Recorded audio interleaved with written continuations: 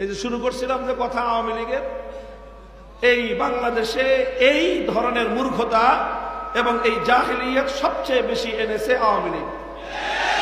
আর এরপরে আওয়ামী লীগের সাথে রাজনীতি করতে করতে এই এই এই কুস্বভাব আস্তে আস্তে বিএনপির মধ্যে ঢুকছে।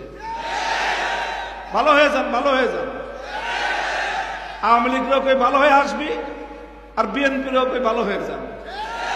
রাজনীতি করতে গিয়ে ঈমান হারাবেন না, পরিষ্কার ঈমানের জায়গাটাকে পরিষ্কার বুঝে নেবেন, তারপরে রাজনীতিতে নামেন। ঈমান নিয়ে ছিনিমিনি খেলবেন না।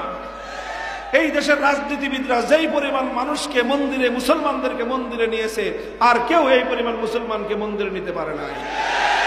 তারা তাদের নিজেদের ব্যক্তিগত রাজনীতির স্বার্থে লক্ষ লক্ষ মুসলমান মায়ের সন্তানকে মুশরিক বানিয়েছে। হিসাব দিতে হবে আল্লাহর কাছে। পূর্বের যুগে মানুষ লাত, মানাত, উজ্জা, হুবাল এই সকল দেব দেবতার পূজা করত। সেই যুগে লাত, মানাত, উজ্জা, হুবাল এরা ছিল তখনকার তাগুত। আজকের যুগে মানুষ দুর্গা, সরস্বতী, কালী ইত্যাদি মূর্তিগুলোকে পূজা করে। এগুলো হলো এই যুগের তাগুত। কথা বোঝা গেল? তো আপনার একজন মানুষ যদি ইমানদার হতে হয়, সর্বপ্রথম তাকে আল্লাহর একত্ববাদকে বিশ্বাস করতে হয়, সর্বপ্রথম তাওহীদকে বিশ্বাস করতে হয়। কথা বলেন ঠিক না বেঠিক?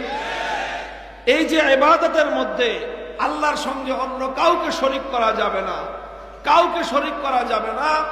এইভাবে আল্লাহর যদি কেউ ইবাদত করে তাহলে তাকে বলা হয় একত্ববাদী, আর এটাকেই বলা হয় একত্ববাদ। এটাই হলো তাওহীদ। এই তাওহীদকে বলা হয় তাওহীদ ফিল ইবাদাহ। কি বলা হয়? তাওহীদ ফিল ইবাদাহ। অর্থাৎ এটা হলো ইবাদতের মধ্যে আল্লাহর একত্ববাদ। ইবাদতের মধ্যে আল্লাহর একত্ববাদ, যে ইবাদত হবে একমাত্র কার জন্য?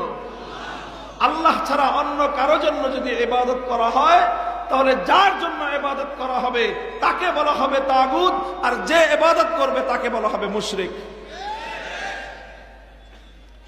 মুহতারাম হাজিরিন, এটা আমি বুঝালাম মূল কথা বোঝানোর জন্য।